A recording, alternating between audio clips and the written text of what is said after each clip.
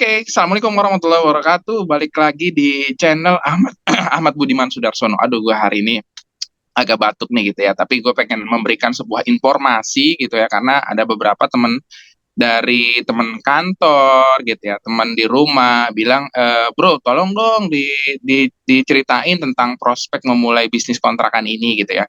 Nah, selain bisnis kontrakan yang akan gue bahas, gue juga akan ngebahas tentang bagaimana membuat prospek bisnis dari kos-kosan gitu ya. Jadi ada berbeda nih, agak berbeda cara orang membuat bisnis kontrakan dengan kos-kosan.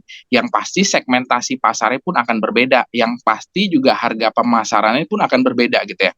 Cara ngebangunnya pun akan berbeda. Nah, dua channel ini akan gue bagi jadi dua. Yang pertama gue akan ngomongin tentang prospek memulai bisnis kontrakan. Yang kedua nanti gue juga akan ngebahas tentang prospek memulai bisnis kos-kosan. Oke, next.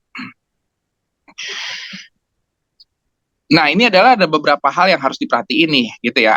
Beberapa hal yang harus diperhatikan. Yang pertama, pertanyaannya adalah, gue membuat channel-channel ini berdasarkan pengalaman. Makanya kemarin ada salah satu temen gitu bilang, bro, gue punya bisnis nih gitu ya, bisnisnya laundry, bisa gak gue dibikinin prospeknya ke depannya kayak apa? Gue bilang, gue nggak berani nih karena gue bukan bukan di bidang gue gitu lah salah satunya. Jadi gue nggak berani untuk memprospek lebih dalam gitu ya. Tapi nanti gue akan coba mencari tahu secara dalam, baru nanti akan gue jelasin tentang bisnis tersebut. Nah, ini adalah berbicara tentang bisnis dari kontrakan ya gitu ya. Jadi kalau menurut gue ini yang namanya kontrakan itu, terutama di Jakarta ya, gue ngambil contoh di Jakarta. Jadi yang pertama, kontrakan itu dibangun di lahan kita sendiri atau beli lahan ya. Jadi kalau kalau pengalaman gue ini, pertama gue akan menjelaskan dulu keduanya ya. Berapa modal yang harus dibuat. Jadi kalau misalnya apa maksudnya dari kontrakan dibangun di lahan sendiri? Maksudnya biasanya ada orang nih gitu ya. Kebetulan gue masih ada darah Jakartanya gitu ya, jadi masih punya lahan yang sangat lumayan, ya lumayan lah luas, punya orang tua gue diizinin untuk membangun kontrakan di sana. Kalau nggak salah lagi itu masih sebelum pandemi, gue bangun itu 10 tahun yang lalu gitu ya, 10 tahun yang lalu. Gue nggak bikin kontrakan yang gede, gue hanya bikin kontrakan satu petak gitu ya, satu petak itu ukurannya itu 4 kali 3, kecil banget kayak kos-kosan, iya kurang lebih seperti itu, kamar mandi dan dalam. Tapi itu lakunya sangat luar biasa, karena kenapa, banyak orang-orang yang memang belum punya penghasilan besar, justru dia lebih mencari kontrakan yang kecil kayak gitu. Orang-orang anak-anak kosan gitu, terus anak-anak yang misalnya pengantin baru baru nikah gitu, nggak perlu rumah yang besar gitu. Jadi itu sangat laku banget, sangat diminati ketimbang kita bikin kontrakan yang sangat besar gitu ya. Apalagi tuh biasanya mereka punya prospek bayarnya itu tahunan, orang akan berat. Nah, kalau misalnya yang petakan ini ukuran 4 kali 4, 4 kali 3, ini kecil dan juga cepet banget isinya, cepet banget lakunya. Itu salah satu bentuknya gitu ya. Itu lahan sendiri yang gue bangun. Nah, yang berikutnya adalah beli lahan. Maksudnya beli lahan ini adalah ada nih kontrakan gitu ya. Kontrakan ini cara berpikir kayak gini. Deposito saat ini kalau misalnya dibilang makin turun bunganya ya. Kalau dilihat bunganya makin turun, bunga deposito itu misalnya bunga ada 1 miliar, itu yang kita terima itu hanya 3 jutaan tiap bulan. Ya, bayangin aja. Tapi kalau misalnya misalnya ada nih tetangga yang jual kira-kira eh, kontrakan gitu dengan harga kemarin gue dengar ada orang yang jual 250 juta gitu ya. Kalau kita beli modal 250 kali 3 gitu ya, baru 750. Nah, 750 ini bayangin aja kita dapat dapat kontrakan, kan kita juga dapat penghasilan tiap bulannya 1 juta. Itulah salah satu bentuknya. Ini akan terus menerus mendapat sebuah keuntungan. Jadi kita pinter-pinter kayak gitu deh, ya, mendapatkan hasil yang disebut dengan passive income gitu ya. Nah, tadi gue balik lagi, kalau gue tidak terlalu familiar dengan membeli lahan kontrakan yang udah ada, gue renovasi, terus habis itu gue pasarin, gue nggak kayak gitu. Gue lebih punya kecenderungan itu adalah ngebangun di lahan yang ada. Nah, gitulah. Itu salah satu bentuk kayak gitu. Nah, orang akan bertanya lagi gitu ya, kira-kira modalnya dari mana bro? Kan modal bangun kontrakan itu gede banget gitu ya. Oke, dulu awalnya gue coba gitu ya, karena pengalaman gitu ya. bareng misalnya ngebangun rumah, ngerenovasi rumah itu biasanya gue tuh suka manggil tukang, suka ngebantuin. Jadi gue tahu berapa harga besinya, gue tahu harga semennya, harga pasirnya, gue harus bayar tukangnya berapa, keneknya berapa, itu gue tahu berapa gitu ya. Mungkin lo akan nggak percaya gitu ya, tapi ini real gitu, gue nggak bohong bahwa dulu saat gue di Cawang itu ngebangun kontrakan petak itu kurang lebih cuman modal 28 juta. Ya 28 lah, 28, 30 lah, 28 sampai 30 juta. Kok bisa gitu ya?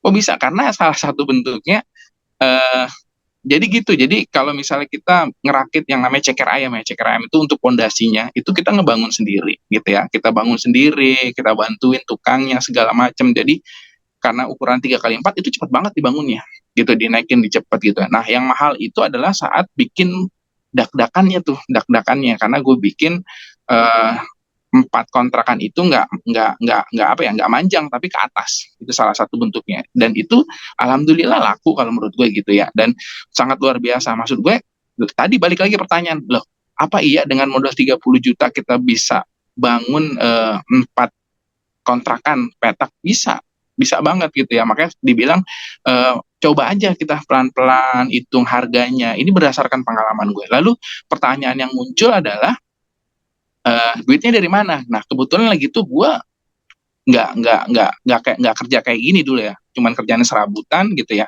ngajar sana sini gitu ya. Nah lagi tuh gue modalnya adalah minjem dari bank ya, bunga bank. Kalau sekarang lebih enak, kalau bunga bank itu ada yang namanya kredit usaha rakyat, itu bunganya agak kecil. Nah dulu itu agak gede banget, itu salah satu bentuknya kayak gitu ya. Jadi gue mulangin. Nah begitu gue udah selesai gitu ya, selesai pinjaman, gue ngebangun lagi.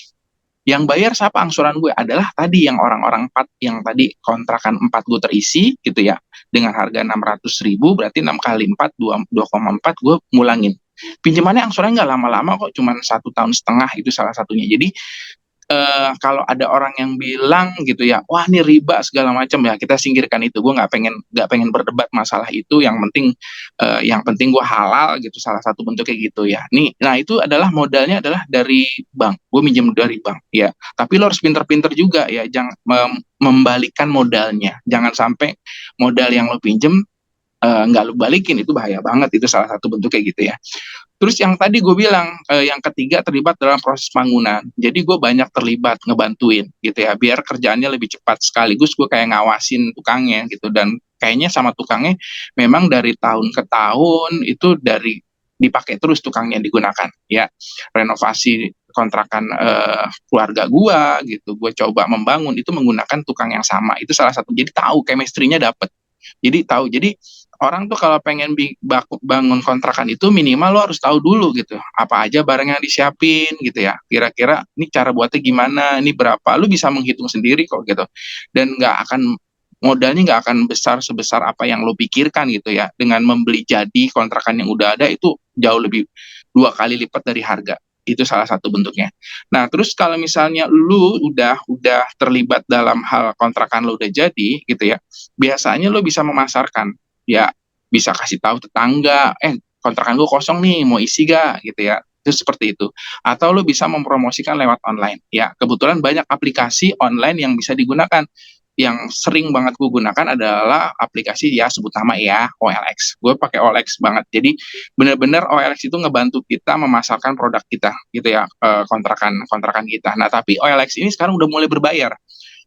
Eh, dengan yang dibayar sama hasilnya luar biasa seimbang kalau menurut gue ya gitu. Jadi yang nanya tuh banyak banget gitu ya, nanya ke WA kita itu benar-benar nanya, dan mereka benar-benar pengen survei karena orang-orang itu sangat-sangat butuh.